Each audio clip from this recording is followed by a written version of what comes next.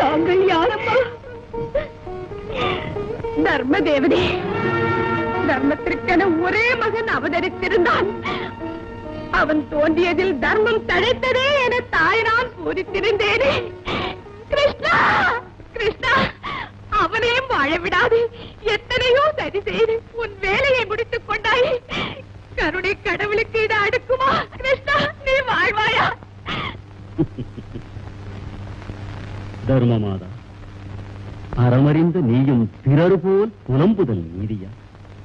என் செயல் விதி மாறி அமையுமா? பரித்ராணாய சாதூனாம்